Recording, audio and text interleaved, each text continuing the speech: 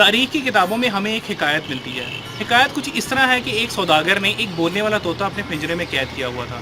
سوداگر کو تجارت کی غرض سے دوسرے علاقے میں جانا تھا، تو اس نے اپنے بولنے والے طوطے سے پوچھا کہ کیا تم کوئی پیغام اپنے گرو طوطے کو بھجوانا چاہو گے؟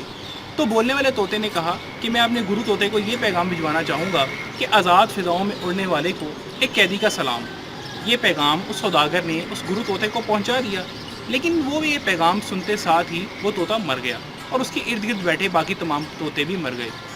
یہ واقعہ سوداگر نے واپس آ کر اپنے طوطے کو سنایا، تو وہ طوطا بھی یہ پیغام سنتے ساتھ ہی مر گیا۔ جیسے ہی سوداگر نے یہ دیکھا تو اس نے اپنا پنجرا کھولا اور طوطے کو اٹھا کر باہر پھینک دیا۔ جیسے ہی طوطے کو اس نے اٹھا کر باہر پھینکا تو طوطا اڑنے لگا، اور اس نے سوداگر کو یہ کہا کہ یہ پیغام وہ پیغام ہے جو ہر گرو اپنے مرید کو دیتا ہے، اور وہ یہ ہے کہ مرنے سے پہلے مر جاؤ، آزاد ہو جاؤ گے۔ بعض اوقات یوں ہوتا ہے کہ ہم نے اپنے اوپر بہت ساری اضافی خواہشات کا بوجھ مسلط کیا ہوتا ہے، اور اسی لیے ان خواہشات کے بوجھ تلے ہم قید ہوئے ہوتے ہیں۔